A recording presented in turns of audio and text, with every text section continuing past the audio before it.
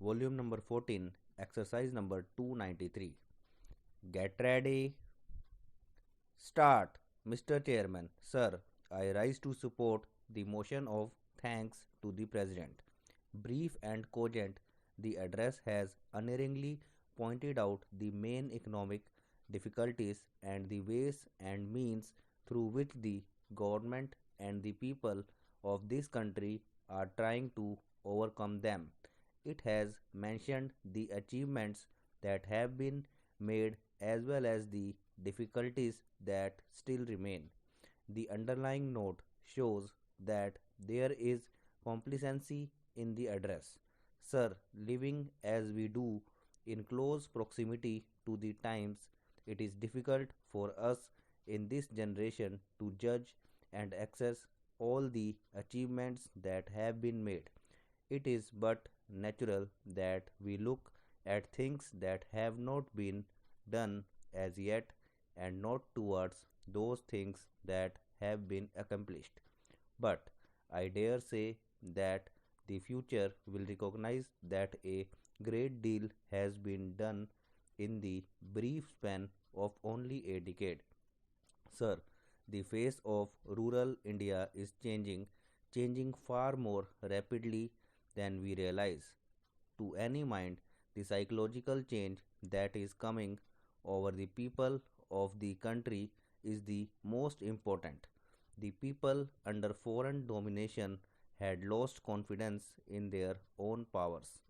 We had begun to believe that we could not do things.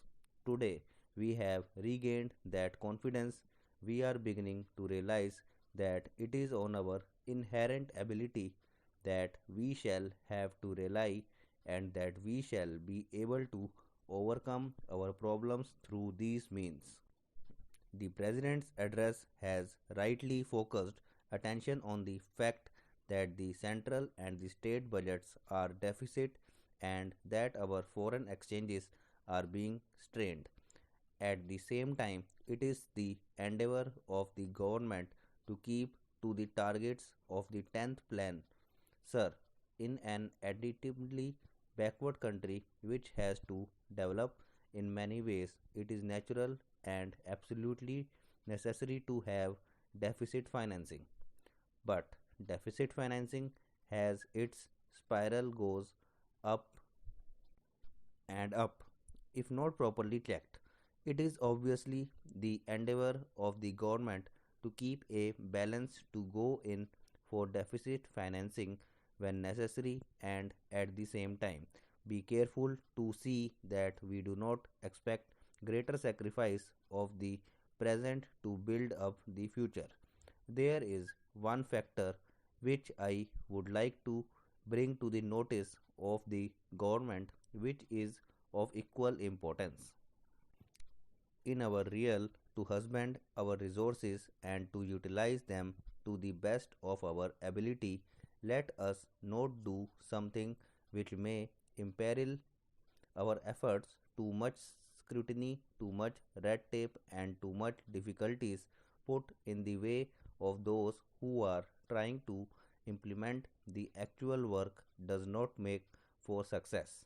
I am speaking not in the air, I speak in the light of experience, and I would like to say that it is essential for the success of the 10th plan to see that the authority that implements the plan, a scheme, or a project, whether it be a state government, whether it be a project implementing committee, whether it be a district official or a local authority or a community project authority down in the district must have sufficient resources both in money and in material placed at its disposal in a coordinated manner in time and he able to make such alterations that local needs demands.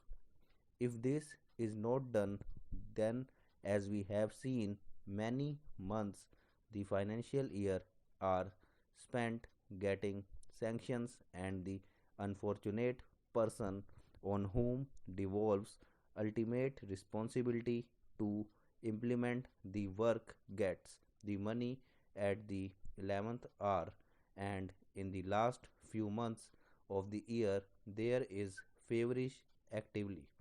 Naturally, this is not very conducive to efficiency nor is the best way of carrying out our work. It leads also to unspent balances, which are very injurious at a time when our money position is so very tight. Therefore, it is my earnest appeal to the Treasury benches to avoid this situation, for I know that if we are anxious, they cannot be less anxious than us. In regard to the allocations made by the Planning Commission to the different states which are be going through the administrative ministries at the center, they should be made in such a manner that the administrative and finance departments that of the center and of the states do not have two irritant checks at every stage.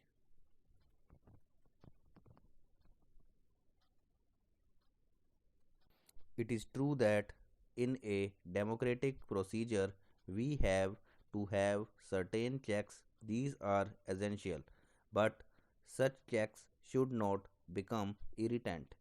It often happens that the authorities which are to bring about enthusiasm to the people in an area have to wait and wait for months while the people lose their enthusiasm. Frustration sets in and that imperils our plan. The President's address has said that in the first year of the plan we have not been able to go ahead, and the reason given in the state's reorganization. Thanks for watching this video.